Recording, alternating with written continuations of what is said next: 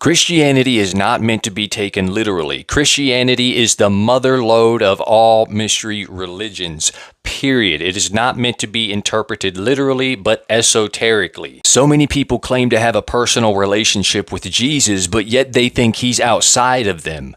Jesus, the real Jesus, is in here. In here. The esoteric interpretation is the only way to know the true Christ. The book of John has a hidden esoteric message in it that I want to tell you about. Most people overlook it because they don't understand allegory and symbolism. And they think some guy literally named John wrote the book of John. This is not true. We know there was nobody by the name of John in the Middle East 2,000 years ago. The letter J didn't even exist until the 14th century. So that means that the name Jesus didn't even exist 2,000 years ago in the Middle East.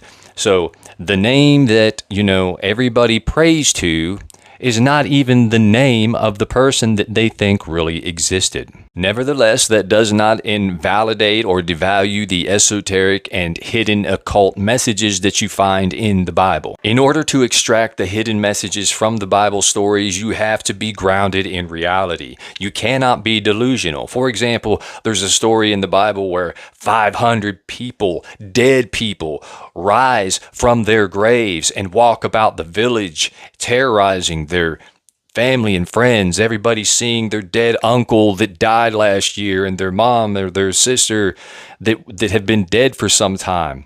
This is such an extraordinary, amazing event if it were true. If it were true, though, would it not be documented anywhere else? Why is it that only in the Bible we have this crazy story of 500 dead people walking around out of their graves? This is where you have to be connected to reality and be able to separate the fiction from the allegory. Okay? It's not documented anywhere else. There is no contemporary writings about 500 people coming out of their graves and walking about this village.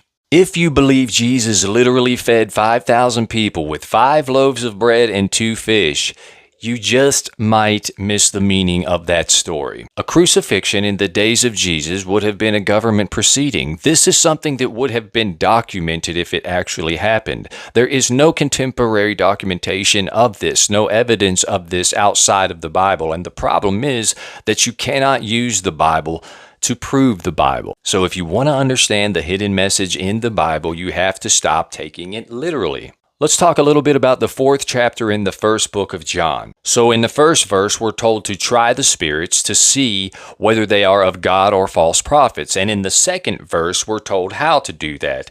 But if you take it literally and not esoterically, then you're not going to understand. You're going to miss the whole point. For example, in this chapter, we're told that the Spirit of God testifies that Jesus has come in the flesh. But in order to understand what that means, you have to understand esoteric language. The people who don't understand esoteric language and symbolism are the people that are of this world.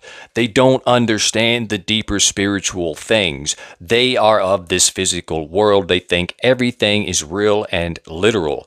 Verse 5 tells us that, quote, "They are of this world, therefore speak they of the world, and the world heareth them." End quote. People who literally believe in the narrative of Jesus Christ are still waiting for the return of Jesus Christ, and they are never realizing their full potential and identity as a sacred entity, vessel of God here on this earth. They never come to that knowledge of self that is meant for the whole world to have. In verse 6, we're told that those of us who have an esoteric understanding are of God, and those who are not of this same understanding are in error. If the stories in the Bible are meant to be taken literally, then there is no mystery. There is no need for mystery language. Everybody should be able to understand a simple message.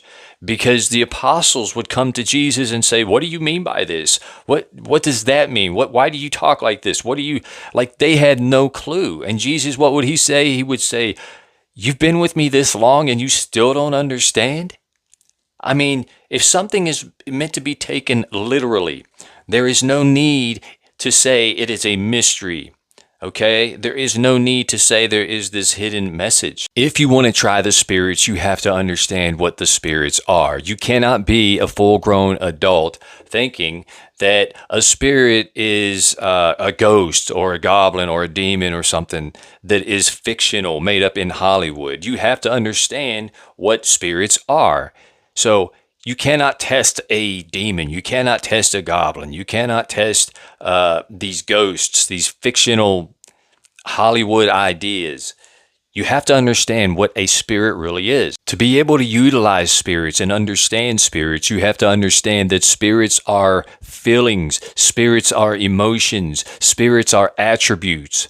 Spirits are things like power, fear, anger, sadness, these spirits that come and go. They live within us. They dwell within us. We can hang on to them. We can summon them. We can use them. This is what it means to try the spirits, to be able to handle the spirits and use them for your benefit. These are what the Bible refers to as spirits, not some goblins or ghosts. The Bible says God gives us not the spirit of fear, but the spirit of power and love. These are things that exist within us that we can try and test and use once again to our advantage. Verse 15 is the most important verse in this chapter. It tells us that whosoever shall confess that Jesus is the Son of God, God dwelleth in him and he in God.